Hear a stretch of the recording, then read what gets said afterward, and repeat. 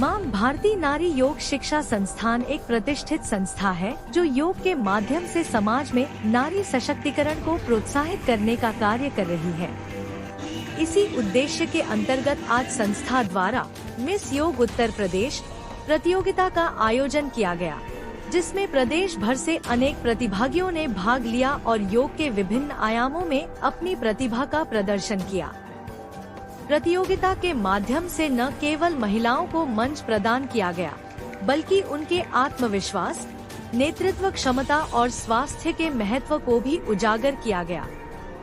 चयनित विजेता को मिस योग उत्तर प्रदेश की उपाधि से सम्मानित किया गया। इस अवसर पर योग शिक्षा के क्षेत्र में उत्कृष्ट योगदान देने वाले शिक्षकों को भी बेस्ट टीचर अवार्ड से सम्मानित किया गया। यह सम्मान उन शिक्षकों को दिया गया जिन्होंने योग के प्रचार प्रसार और प्रशिक्षण के क्षेत्र में उल्लेखनीय कार्य किया है। जिस तरह से योग आगे बढ़ रहा है उसे बढ़ना ही चाहिए। सरकार भी उसमें योगदान कर रही है और सरकार अपील कर रही है कि हम जैसे लोग आगे बढ़े, और योग हमारी संस्कृति का एक हिस्सा है, तो हम चाहेंगे कि योग ही आगे बढ़े।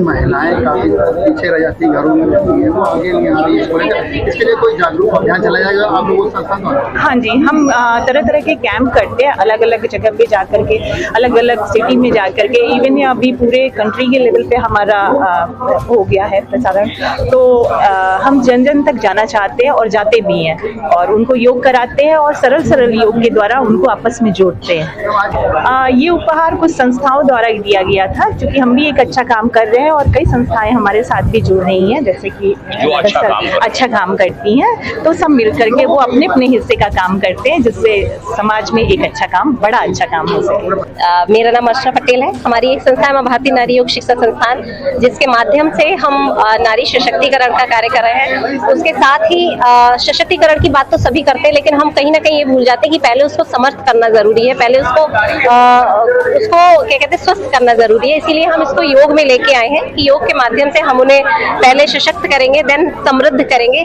उसी के क्रम में मैंने ये प्रोग्राम करवाया, जो मैंने ऐसी फीमेल्स को घर से निकाला है जो शायद जिनके अंदर कॉन्फिडेंस लेवल 0 हो चुका है और वो अपनी जिंदगी को परिवार के चक्कर में भूल चुकी हैं। तो ये उन्हीं फीमेल्स के लिए है कि वो बाहर निकल के आए और समाज को अपना ये नया रूप जरूर दें। संस्थान के कार्यक्रम में भागीदारी करके वास्तव में बहुत गदगद हूँ।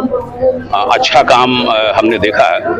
वो कहेंगे ना कि 0 से लेकर छोटे बच्चों को भी, किशोरों को भी, युवाओं को भी, और जो प्रौढ़ महिलाएं हो रही हैं उनको भी, सबको जोड़ने का काम वास्तव में बहुत वंदनीय है, अभिनंदनीय है। सबसे बड़ी बात यह है कि बिना कोई सरकार से रिक्वेस्ट किए, बिना कोई किसी के सामने उन पर निर्भरता के अनेक लोगों को रोजगार से जोड़ा जा रहा है।